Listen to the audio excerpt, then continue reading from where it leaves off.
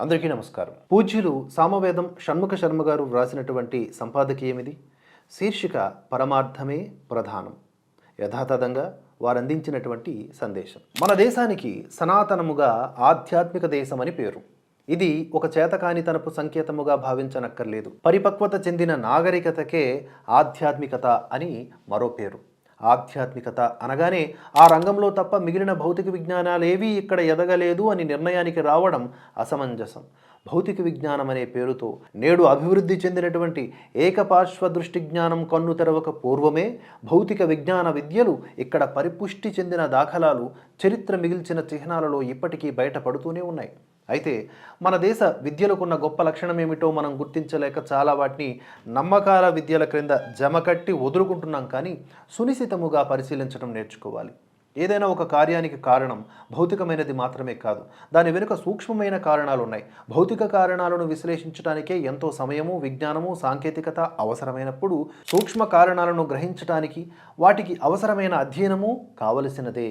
భౌతిక సూక్ష్మ కారణాలను పరిశోధించి రెండింటికి అవినాభావ సంబంధాన్ని గ్రహించిన విజ్ఞానవేత్తలు ఏర్పరిచినదే మన సనాతన ఆర్ష విజ్ఞానం. ఆ విజ్ఞానానికి అలవాలమైనటువంటి విద్యలన్నీ ఈ రెండు అంటే స్థూల సూక్ష్మ ప్రపంచాల అధ్యయనముతో ఏర్పడినవే. స్థూల జగత్తుకు చెందిన వాటికన్నా సూక్ష్మ జగత్తుకు చెందిన వాటిని సవరించటముతో పరిపూర్ణమైన ఫలాన్ని పొందగలం. చెట్టు పోషణకి బయటకి కనిపించని వాటి వేళ్లకి నీళ్లు పోయడమే ప్రధానం. అంతేగాని కనబడుతున్న కొమ్మలకి, ఆకులకి నీళ్లు పోస్తే చెట్టు పెరగదు. మనిషి అంటే శరీరం మాత్రమే కాదు, దాని వెనుక మనస్సు ఉంది. ఈ మనశ్శరీర చైతన్యాలకు హేతువైన ఆత్మ ఉంది. ఆ ఆత్మ సంస్కారాలు, జీవ లక్షణాలు ఉన్నాయి. అవి వ్యక్తి జీవితాన్ని ప్రభావితం చేస్తున్న, నడుపుతున్న మూల హేతువులు. ఈ మూడింటిని గ్రహించడమే సమగ్ర జ్ఞానం. ఆ మూల హేతువుల సంస్కరణ విషయాలే మంత్రాలుగా, గ్రహశాంతులుగా చెప్పారు ఋషులు. మరోవైపు సత్కర్మ దుష్కర్మల ప్రభావాల గురించి కూడా వివరించారు. కానీ వాటిని నమ్మకాలుగా తీసి పారేశాం. తాను నిరూపించలేని సత్యాలను నమ్మిక అని ప్రక్కన పెడితే లాభం లేదు. నిరూపించబడనంత వరకు మాత్రమే అది నమ్మిక. దానిని దర్శింపజేసుకున్న సూక్ష్మ దృష్టి కోసం ఋషులు ఎంత సాధన చేశారో, వారి తపఫలాలను మనకు అందజేశారు. ఆ నియమాన్ని అనుసరించి వెళ్ళేవారు తగిన సత్ఫలితాలు పొందుతూ ఉన్నారు. అయితే కొన్ని చోట్ల వైఫల్యాలకు కారణమేమిటి? ఆ వైఫల్యాలను చూపించి శాస్త్రాన్నే కాదందామా అంటే మరి ఎంతో ఎదిగిన భౌతిక వైద్య వాతావరణ శాస్త్రవేత్తలు చెప్పిన వాటిని పాటిస్తున్న వైఫల్యాలు చవిచూస్తున్నామే. వాటికి సమాధానం ఏమిటి? శాస్త్రము, శాస్త్రవేత్తల మధ్య తేడా ఉంటుంది.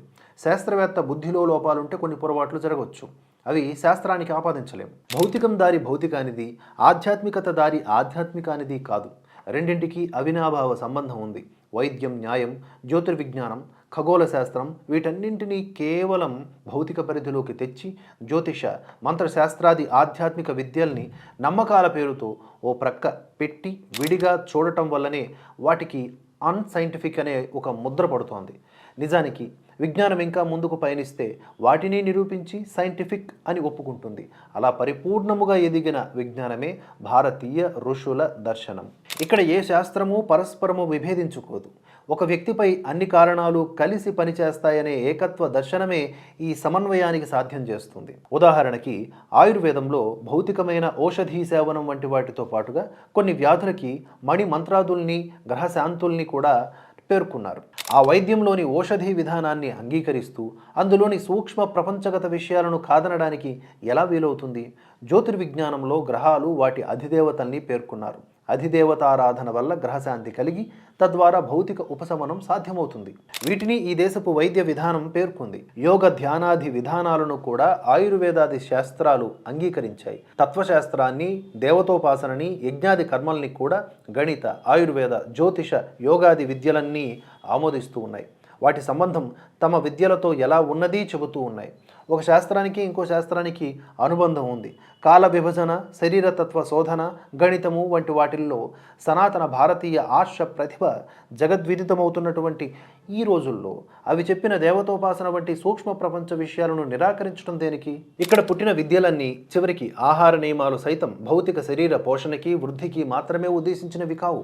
ఆత్మను సంస్కరించటమే వీటి పరమార్థం. ఎందుకంటే పునాది మరిచిపోకపోవడం వల్లనే ఇన్ని విజ్ఞానాల అంతస్తులు ఒకే భారతీయ విద్యగా బలంగా నిలిచాయి.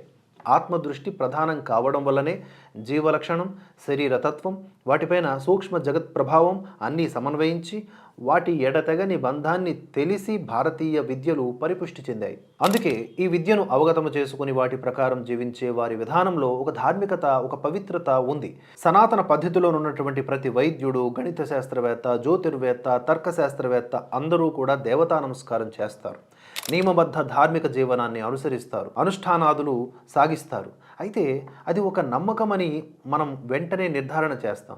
కానీ ఆ అనుష్ఠానానికి, విద్యకి ఉన్న బలమైన లంకే వారికి తెలియడం లేదు. ఒక విద్యలోని లోతైన అంశాల స్ఫురణ, ధారణ, ప్రజ్ఞ వంటివి భగవత్ ప్రసాదం లేనిదే లభించవు. ఆ విషయం భారతీయ విజ్ఞానానికి తెలుసు. ఉపాసనా బలం వల్ల విద్యావేత్తలు మరింతగా తమ ప్రతిభా పాఠవాలను సఫలీకృతం చేసుకోగలరు. ఉత్తమ ధర్మము, త్యాగశీలత, నియమబద్ధత, దైవ విశ్వాసం వంటి వాటి వల్ల విద్య పట్ల అహంకారము పెరగదు. ఆ విద్యతో వ్యాపారం చేయాలనే దృష్టి కలగదు. ఏకాగ్రముగా ఒక తపస్సులా విద్యను సాగిస్తారు. సేవాభావం పెంపొందించుకుంటారు. ఇదంతా వారి పవిత్ర జీవన విధానానికి హేతువైనటువంటి ఆధ్యాత్మిక దృక్పథం. ఆ దృక్పథం లేనిదే ఈ విద్యల్ని అధ్యయనం చేయరాదని, ఆశ్రయించరాదని శాసించాయి ఆ శాస్త్రాలు. ఉదాహరణకు, కేవలం ధనం కోసం కాకుండా ఆత్మార్థం, లోకక్షేమార్థమై వైద్య శాస్త్రాన్ని వినియోగించాలని, తనంత తానుగా లభించిన దానిని మాత్రమే స్వీకరించి ధార్మికంగా జీవించాలని ఆ వైద్యశాస్త్రం శాసిస్తోంది. అలా ఉంటూ ఉన్నవారు చేసే వైద్యం తత్క్షణం సత్ఫలితాలనిచ్చి రోగులకు స్వస్థతనిస్తోందని అనుభవం ద్వారా అందరూ గ్రహిస్తున్నటువంటి సత్యమే. అలా కాక అధార్మిక జీవనవర్తనులైనటువంటి వారందించే చికిత్సాదులకు దుష్ఫలితాలు ఉంటున్నాయి. ఈ లోతు తెలియకపోవడం వల్లనే నక్షత్ర సౌధాలుగా వెలసే వ్యాపార భవనాల, వైద్యశాలలు వర్ధిల్లుతూ ఉన్నాయి. కానీ ఆరోగ్యం అనేది ఎంత వెలిగిపోతోందో మనకు తెలుసు. సేవా దృక్పథం ఇసుమంత కూడా లేని వైద్య శాస్త్రవేత్తలు ఎంత చక్కని వైద్య వ్యాపారం చేస్తున్నారో మనకు అవగతమే. ఇలా ప్రతి విజ్ఞానానికి ఆధ్యాత్మికమైనటువంటి సంబంధం తెంచుకోవడం వల్లనే అవి సమాజ ప్రయోజనాన్ని సాధించలేకపోతున్నాయి. పైగా వినాశనానికి హేతువులవుతున్నాయి. మళ్ళీ అవి లోక కళ్యాణం సాధించాలి అంటే ఈ ఆధ్యాత్మిక దేశపు ప్రాణ సందేశాన్ని మననం చేయవలసిందే. మరొక అంశంతో రేపటి వీడియోలో కలుసుకుందాం. అందరికీ నమస్కారం. జై హింద్, జై భారత్.